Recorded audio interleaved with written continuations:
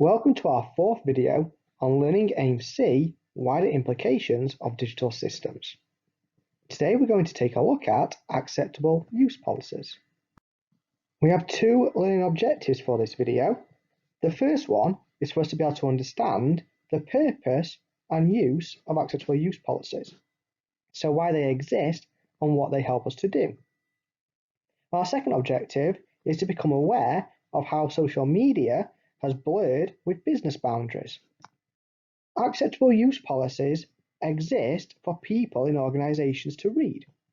These policies will outline the rules and expectations of what you can and can't do on the IT systems in place. We have an acceptable use policy in school. Your parents will have signed it to confirm that you will use computers in the correct manner. In an acceptable use policy, there are 6 sections. We're going to take a look at these in today's video. They are scope, assets, behaviours, monitoring, sanctions, and agreement. Have a think what you believe each one will mean. The first section of an acceptable use policy is the scope. In this section, it tells you the who, the what, and the when. So who does the policy cover in terms of employees, cleaners, reception desk workers? Who is the people who this policy applies to? What systems and software are covered? So the computers that you use. What about the personal devices that you bring in and you may use for work? Are they included in this scope? And then when does a policy start? Once you've read and signed the policy, does it start instantly or in a couple of weeks' time? This is important because if you do something that is guided as wrong in the policy, but you have done it before the start date, then there can't be any consequences. The second section is the assets. An asset is something that has value. So for example, the hardware, the computers, the mice, the keyboards, all those parts can be taken and stolen and therefore sold. And this means that the company wants to make sure that you have understood that the hardware belongs to the company and not you. That is known as a tangible asset because you can sell it and make money. There are also assets that are intangible, and these are items that you can't touch. So for example, documents that are on the computers or any trademarks or brands. The policy will also cover behaviours, and this is what you are and aren't allowed to do. There are some examples on the slide. For example, you should keep information secure so customers' data isn't lost. However, you should not try to gain unauthorized access because accessing files that you've got no permission for is unacceptable behavior. They also say things like do not click email attachments. This is because it may contain malware, like we looked at in previous videos. If you fail to follow the acceptable and unacceptable behavior list, that is when you can be consequenced.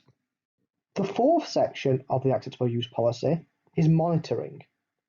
And this is how the employers can check if the employees are following the allowed and not allowed list, as we saw on the previous slide. They can monitor you while using your computers, your systems, like we do at school, where we have LAN school that can watch all the computers and identify who's on games or who's doing the wrong work.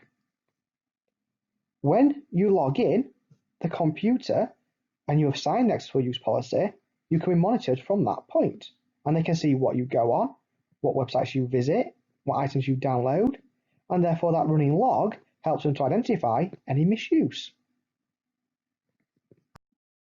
While you are being monitored on the systems, if you are found to be breaking the behaviours policy, that is when sanctions will come into place. The acceptable use policy will outline what kind of sanctions can be used. If we take the example of a school, you may download a game from the internet onto the server. And this minor breach may result in a teacher or a technician talking to you about this and therefore becoming a verbal warning. If, however, you go onto the computers and delete other students' work, this is more serious and therefore could turn into a formal warning, where a letter is sent to your parents informing you of what you have done and the sanctions that are in place for that. If you go to the highest level, you may receive dismissal, or in a school scenario, they may ask you to move to another school.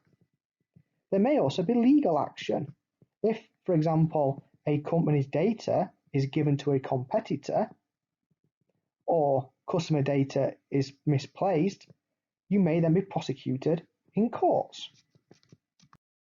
The final section of the acceptable use policy is the agreement. This is where you sign to declare that you have read the policy and you understand it. When you sign it, you will date it.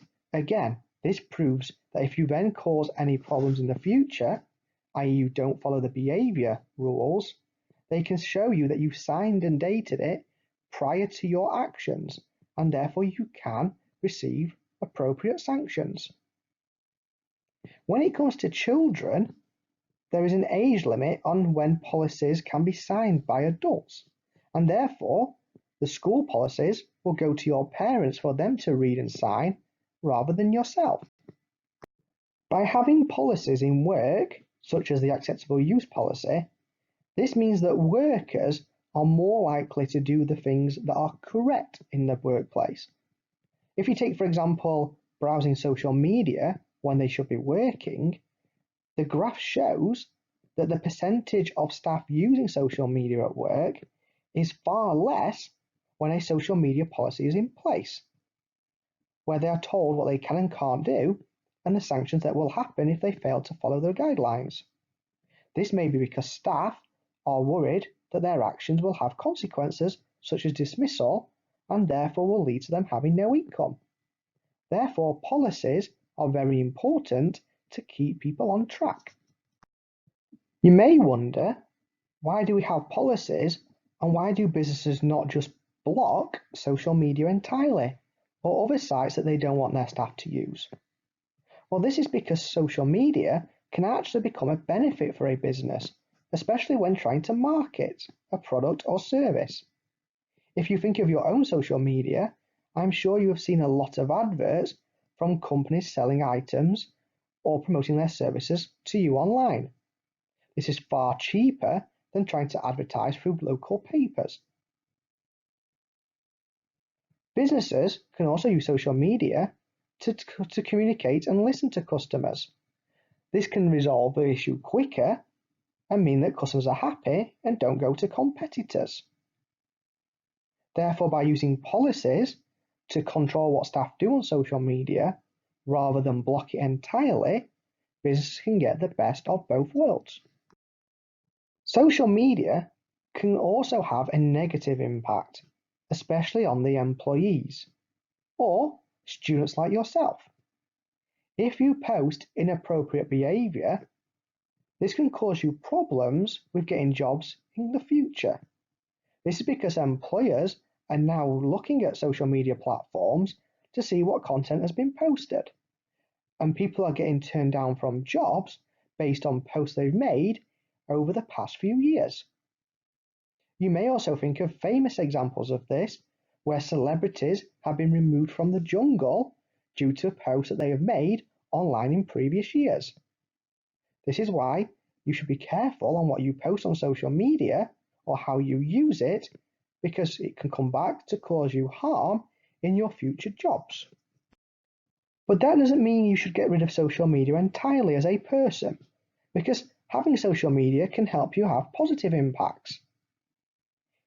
Good use of social media, so use it in a positive manner, can actually improve your employment chances, because when companies are scouting your social media platforms, they can find out about you in a positive light and therefore want to hire you. It also helps them to see what qualifications you've gained, or if you are very good at communicating, or if you're applying for a job and you have a lot of posts showing your interest and passion for that subject, then they are likely to hire you.